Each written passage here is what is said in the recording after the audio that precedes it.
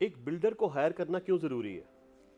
Usually जब आप अपना घर बनाते हैं तो आप एक बहुत ही बढ़िया आर्किटेक्ट ढूंढते हैं, क्योंकि आप अपने सपनों का घर बनाने जा रहे हैं। और यकीनन आर्किटेक्ट आपको वो सारी चीज़ें एक प्लान के ऊपर और कंप्यूटर के थ्रू इतनी खूबसूरत दिखाता है कि आप कहते हैं कि अब तो मुझे इस घर को बनाने से कोई रोक नहीं सकता। बट आपको ये नहीं पता होता कि क्या वो प्रॉपरली इम्प्लीमेंट होंगी या नहीं होंगी। सबसे बड़ी प्रॉब्लम आपके घर की फिनिशिंग के ऊपर एक ही आती है कि जो आपने नक्शों में देखा था वो सामने दिख नहीं रहा।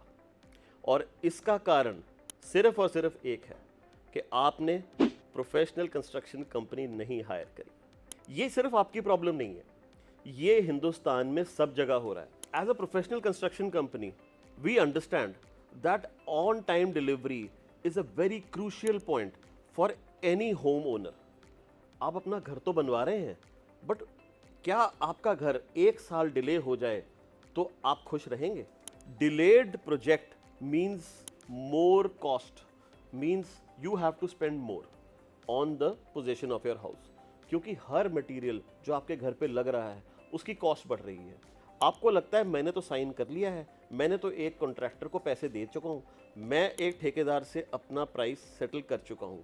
बट जब वो काम पे नहीं आता और जब वो मटेरियल आपको प्रोवाइड नहीं कर पाता तो आप हार के फिर एक्स्ट्रा पैसे देते हैं। ये सब इसलिए होता है क्योंकि आपने एक प्रोफेशनल कंस्ट्रक्शन कंपनी हायर नहीं करी। You have relied on individual contractors for plumbing और इलेक्ट्रिकल और एसी और पेंट। और इसका रिजल्ट क्या होता है कि इन सारी टीम्स को हम कोऑर्डिनेट नहीं कर पाते, और जब ये कोऑर्डिनेशन मिसिंग होता है तो delay is bound to happen, जो आपकी कॉस्ट इंक्रीज करता है। और ना ही कॉस्ट इंक्रीज करेगा, ये कॉस्ट के साथ साथ आपकी क्वालिटी भी गिराएगा, क्योंकि कई चीज़ें ऐसी इंटीग्रेशन के अंदर छूट जाती हैं और उसका रिजल्ट आपके एंड प्रोडक्ट पे पड़ता है। यहाँ पर ना ही आपका कोई कॉन्ट्रैक्टर काम आएगा।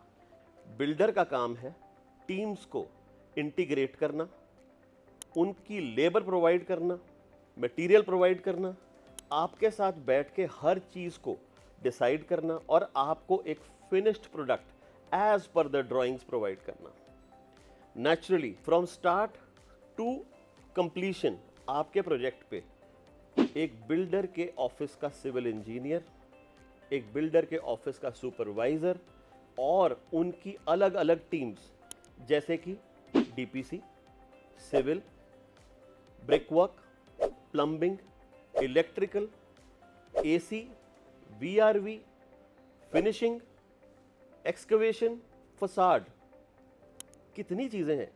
अगर इन सब चीज़ों को एक साथ लेके आया जाए, क्या आप अब भी समझते हैं कि एक प्रोफेशनल कंस्ट्रक्शन कंपनी के अलावा इन्हें इंडिविजुअली हैंडल किया जा सकता है?